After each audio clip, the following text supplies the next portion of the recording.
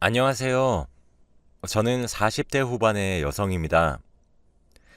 제가 작년에 정말 악몽 같기도 믿기도 힘든 일이 벌어지게 되었어요. 그 이야기를 한번 해보려고 이렇게 익명으로 사연을 보내게 되었습니다. 결혼 생활 20년 차로 전업주부로 살아온 지도 어느새 벌써 15년이나 흘렀네요. 저는 남편을 선을 보다 만나게 되었습니다. 당시 제 아버지께서 교단에 서 계셨어요. 그래서 그런지 동료 교수들이 선을 많이 주선해 주었죠. 그렇게 만난 게 바로 지금 현재 남편이었습니다. 저희 집이 꽤 유복한 집안이라 전 많은 공부를 할 수 있었고, 그래서 제 꿈을 이룰 수 있었어요. 제 꿈은 발레리나였거든요. 어린 시절 부모님을 따라갔던 해외여행에서 보게 된 발레 공연은 어렸던 제게 커다란 꿈을 가질 수 있게 해주었죠. 그 이후로 정말 발레에 빠져 살았습니다. 제게 있어 발레란 정말 목숨과도 같고 제 정체성이라고 해도 과언이 아닐 정도였어요. 커다란 무대 위에 서서 공연을 하면 사람들이 무대가 끝난 후 기립박수를 쳐주었는데 그게 그렇게나 저를 흥분시켰습니다. 저는 그렇게 결혼 정년기가 될 때까지 꿈을 펼치느라 남자를 만나지 않았어요. 중간중간 연애는 종종 했습니다. 하지만 그 당시 만났었던 남자들 모두가 제게 결혼을 얘기했었죠. 저는 결혼을 함으로써 제가 하고 있는 일을 그만두고 싶지가 않았어요. 그리고 출산 또한 마찬가지였어요. 발레리나로서 몸이 망가지고 싶지 않았거든요. 저도 제가 만났던 남자들에게 이기적이었다는 생각이 들지만 당시에 전 제 꿈이 무엇보다 소중했습니다. 하지만 제 나이가 20대 후반을 향하면 향할수록 부모님의 결혼 압박은 심해졌고 그런 부모님의 마음을 달래드리기 위해 나간 선자리였어요. 그때 남편을 만났죠. 자리만 지키고 시간만 때우기 위해 나갔던 선자리였습니다. 하지만 생각보다 그와 시간을 보내는 게 재미있더군요. 저는 제게 다음을 기약하는 말을 하는 남편에게 솔직하게 말했습니다. 전 스스로 지금 제 발레 인생이 전성기라고 느끼고 있어서 은퇴할 생각도 없고 결혼을 해서 아이를 출산하는 것조차 제 발레 인생에 치명적이며 그 모든 것을 감수할 정도로 결혼에 목매고 있지 않다고 말이에요. 남편은 그런 말을 내뱉는 제게 오히려 이해한다고 말을 해주더군요. 그런 반응은 난생 처음 봤어요. 저는 이런 제 생각을 이해하신다고요? 라고 되물었습니다. 남편도 저처럼 꿈이 있는 사람이었다고 했어요.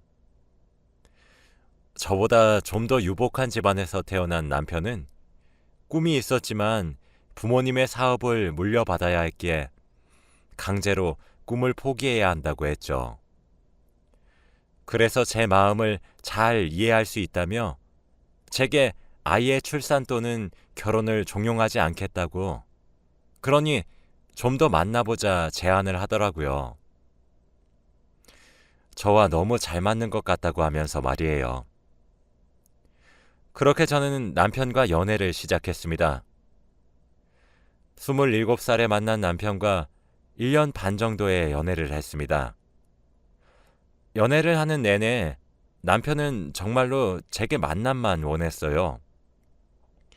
저를 너무 사랑하기 때문에 제 꿈을 짓밟지 않고 싶고 하고 싶은 만큼 이루고 싶은 만큼 다 해보고 자신과 결혼을 하자고 하더라고요.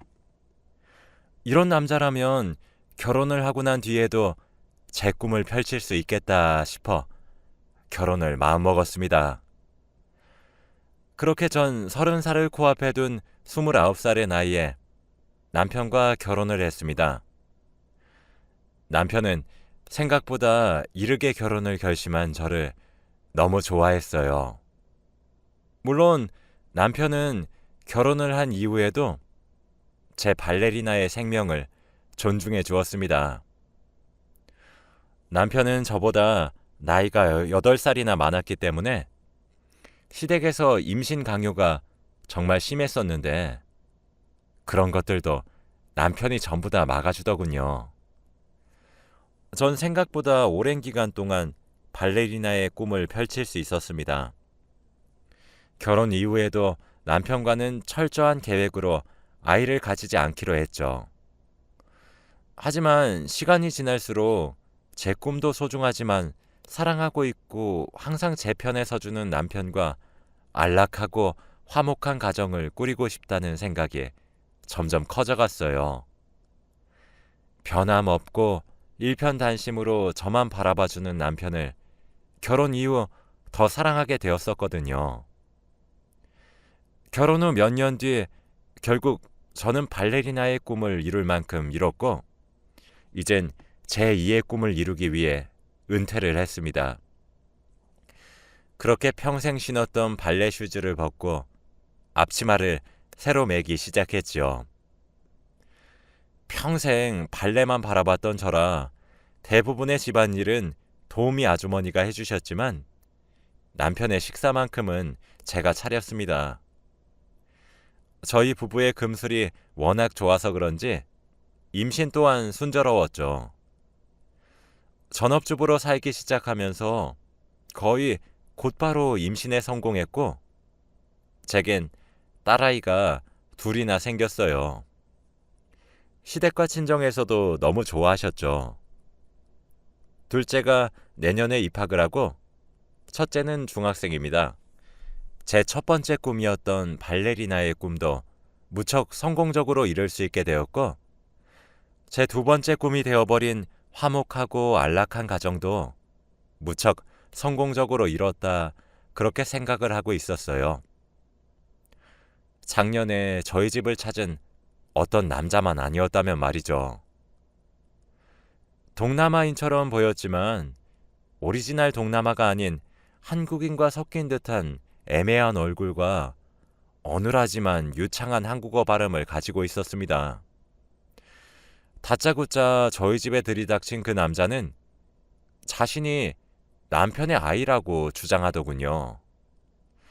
무슨 소리인가 싶어서 내쫓으려다가도 얼굴 하나하나 뜯어보니 남자의 얼굴에 제 남편의 얼굴이 조금 있긴 하더군요. 기가 막혔습니다. 하지만 이미 제 눈앞에 믿기지 않은 현실이 펼쳐진 상황이었고 집안으로 들였어요. 다행히 평일이라 아이들은 학교에 가고 없었죠. 천만다행이었습니다. 도우미 아주머니께 급히 아이들을 하교시키고 친정으로 데려다주면 오늘 일은 하지 않아도 된다고 부탁했고 남자를 거실에 앉혔습니다. 주위를 두리번거리며 살피다가 저를 빤히 쳐다보더군요. 차를 준비해 앞에 내어주며 마주 앉았습니다. 이야기해볼 필요가 있다는 생각이 본능적으로 들더라고요. 그런 제 모습에 그 남자도 어떤 상황인지 머리를 굴리더니 이내 허름한 가방에서 서류 봉투를 꺼내더군요. 그러면서 제게 설명했어요. 자신은 아빠를 만나러 왔다고 말이죠. 지금 성년의 나이가 된 남자는 필리핀에서 왔다고 했습니다. 어머니가 병으로 돌아가셨고 그 때문에 장례를 치르고 유품을 정리하다가 남편의 존재를 알게 되었다고 하더군요. 남편의 아들이라 주장하는 그 아이가 내민 서류 봉투에는 그 아이의 모친으로 추정되는 여자와 제 남편이 메일을 주고받은 내용들과 돌아가신 모친이 그 아이와 찍은 사진을 주기적으로 보낸 증거들이었습니다. 남편으로 추정되는 쪽의 메일 주소를 보니 제가 알고 있었던 남편이 자주 쓰는 메일 주소가 아니더군요. 눈앞이 어지러웠습니다. 믿기지가 않았고 심장 뛰는 소리가 귓가에 들리는 듯 했어요. 제가 휘청거리자 그 아이는 되려 절 부축해 주었습니다. 그러면서 제게 말하더군요. 아빠가 가정을 꾸리고 있을 줄 몰랐다고 말이에요. 자신의 조부모님은 다 돌아가셔서 남은 가족은 엄마 하나였는데 그런 엄마도 병에 걸려 돌아가셔서 이젠 혼자가 되었다고, 그래서 아빠를 만나러 왔다고 말을 하며 제게 뒤죽박죽으로 설명을 하는데 그 모습에 남편이 보이더군요. 친자 검사를 해봐야 알겠지만 본능적으로 느껴졌습니다. 남편의 아이란 사실을 말이죠. TV에서 봤던 동남아 여자와 한국 남자 사이에서 태어난 아이들의 실태를 알려주는 방송이나 기사를 보면서 혀를 쯧쯧 차고 그렇게 낳아진 아이들이 불쌍하고 책임을 회피하는 남자들이 너무 이기적이라 욕을 했었는데 제가 그 당사자가 되었더군요. 너무 괴로웠습니다. 냉수를 계속 들이키며 진정하려고 애쓴 사이 저녁이 되었더군요. 그때 마침 남편이 귀가했습니다. 여전히 다정한 말투로 저를 부르는 남편의 모습에 분노가 치밀어 올랐어요. 막상 그 아이의 설명을 들을 때는 생각보다 차분할 수 있었는데 말이죠. 남편이 현관을 지나 거실로 오자마자 전 근처에 있는 유리 화분을 남편에게 던졌어요.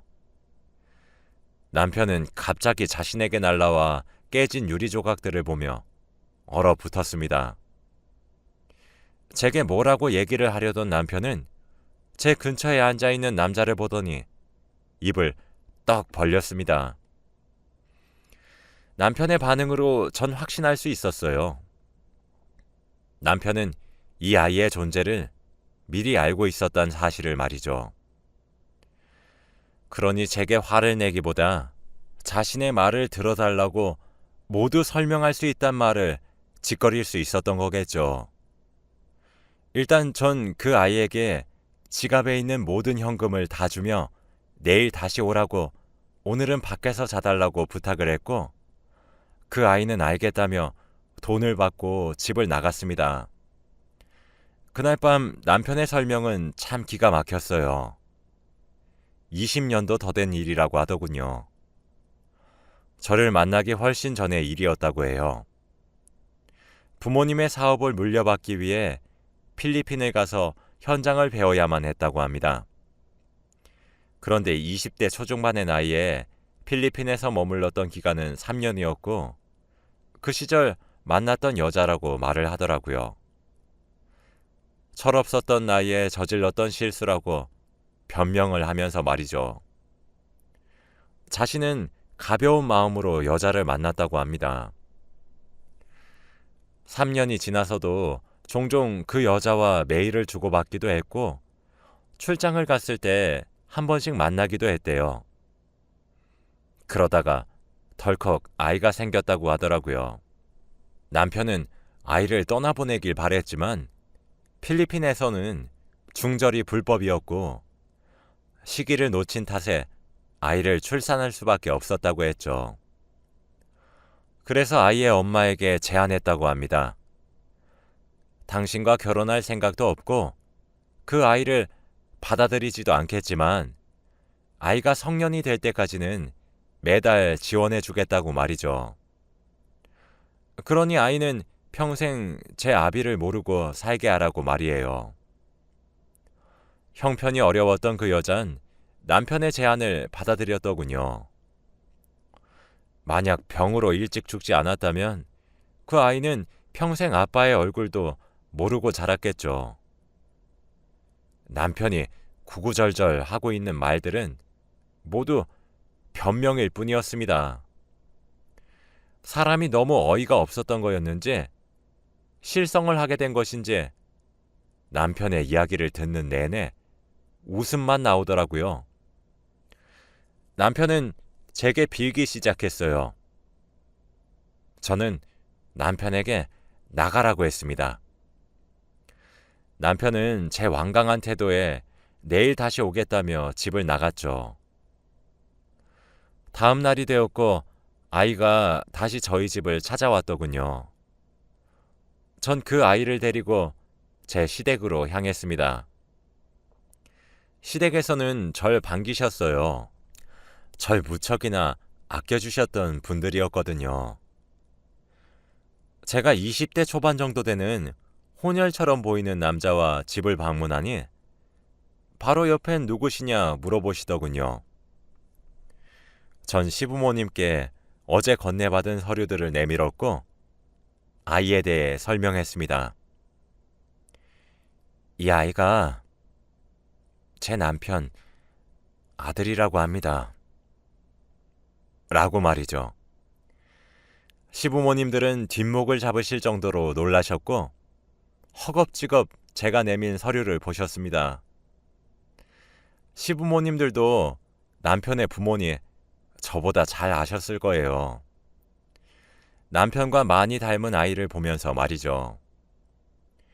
거실엔 한동안 정적이 흘렀고 아이는 안절부절하지 못하더군요.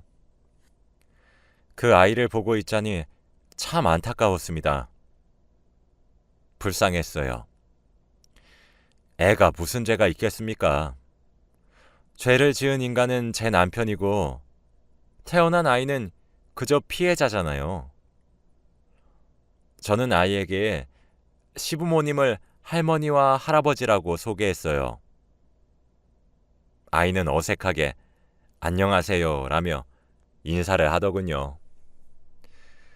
저는 아이에게 잠시 정원을 산책하고 오라 권유했습니다. 아이가 집을 나서자마자 시부모님께 얘기했어요. 남편과 이혼을 할 것이고 아이들은 제가 키우겠다는 말이요. 시부모님들도 무슨 낯으로 저를 붙잡을 수 있었겠습니까? 저는 아무런 말도 하지 못하고 하얗게 질려있는 시부모님께 저 아이는 남편의 아이니 여기 두고 가겠다고 얘기하고 자리에서 일어나 집을 나갔습니다. 정원에서 마주친 아이는 제 눈치를 보더군요. 자신이 한국에 와서 진실을 밝힘으로써 제가 좋지 않은 상황에 놓였다는 것을 스스로도 알았겠죠. 죄책감을 느꼈던 것인지 뭔지는 알 수 없지만 그렇게 제 눈치를 보는 것조차 불쌍했습니다. 솔직히 화도 나더군요. 저는 아이에게 말했어요. 친자 검사를 의뢰할 생각이고 그때까지 여기 머물라고요. 그리고 만약 내 남편의 친자로 밝혀진다면 난 너를 거둘 수 없기에 이혼을 하겠다고 말했습니다. 아이는 아무런 대꾸도 없었고 저는 그런 아이를 지나쳐 갔습니다. 집에 돌아오니 남편은 회사에 출근도 하지 않은 상태로 절 기다리고 있었습니다. 그 사이 시댁에서 전화를 한 것인지 남편은 제게 매달리기 시작했습니다. 그제서야 눈물이 뚝뚝 흐르더군요. 남편이 원망스러웠습니다. 그래요. 남편이 아이의 생계와 성년이 될 때까지의 넉넉한 양육비를 매달 보내가며 최소한의 책임이라도 진 것은 그나마 나았습니다.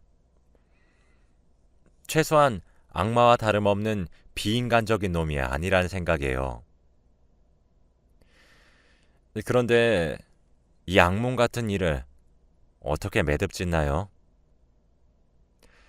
제 친정엔 어떻게 말을 하고 갑작스레 아빠와 헤어지게 될 제 딸아이들에겐 무어라 설명을 해야 되는 걸까요? 너무나도 원망스럽더군요. 그동안 믿었고 존경했던 남편의 실체와 민낯이 이렇게 끔찍한 것인가 싶었습니다. 심지어 아이가 있던 사실까지 숨기고 저와 결혼을 했으니 사기 결혼과도 다름없겠죠. 그렇게 절 잡는 남편을 뿌리치고 집을 나왔고 친정으로 향했습니다. 친정에선 갑자기 딸아이들을 맡긴 일에 대해 물어보시더군요.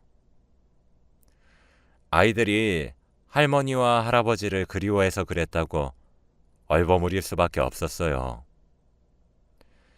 그렇게 친정에 지내고 있으니 그 아이와 남편의 친자 검사 결과가 나왔더군요. 물론 결과지엔 남편과의 친자 관계가 성립한다는 문구가 적혀 있었습니다. 그 이후 남편과 시댁으로부터 미칠 듯이 연락이 왔어요. 이혼은 참아주면 안 되겠냐? 아이는 2번 다시 제 눈앞에 띄지 않게 할 테니 손녀들을 위해서 이번 한 번만 넘어가주면 안 되겠냐? 아들을 잘못 키워서 너무 미안하다며 시댁에서 절 붙잡았고 자신이 전부 잘못했으니 제발 얼굴 좀 보여달라며 남편은 애걸복걸했죠. 제 심정도 억장이 무너지는 듯 했습니다. 아무것도 모르고 행복하게 살다 이게 무슨 봉변인가 싶었고요. 어디서부터 잘못된 것인지 알 수도 없었습니다. 이혼을 하는 게 머리로는 맞다고 생각이 들어도 막상 딸아이들의 웃는 얼굴을 보면 그게 정말 맞는 건가 싶었어요. 친정에 어떻게 알려야 하는지도 모르겠고요. 제게도 혼란스러운 일이었습니다. 일단 이혼에 대한 합의를 해야 했기에 남편을 만나야 했습니다. 남편을 만나러 간 곳에는 시부모님도 함께 나와 계시더군요. 저를 예뻐하셨던 어른들을 마주하니 참 제 마음도 많이 힘들었어요. 자리에 앉았고 남편은 미안하다며 훌쩍거렸고 그 소리 외에 저희 사이엔 길다란 정적이 흘렀습니다. 그렇게 시작된 대화는 꽤 오랜 시간 나누게 되었어요. 대화의 결론은 남편 명의의 재산을 제게 옮겨주는 것이었고 그 외에도 시댁에서 따로 제 명의로 재산을 변경해 주신다는 거였습니다. 이런 식으로 보상을 해줄 테니 이혼만은 참아주면 안 되겠냐? 손녀들을 생각해주면 안 되겠냐? 이렇게 말이에요. 자신들이 이런 식으로밖에 행동하지 못해 면목이 없다 하시며 돈으로라도 보상을 하겠다고 하시더군요.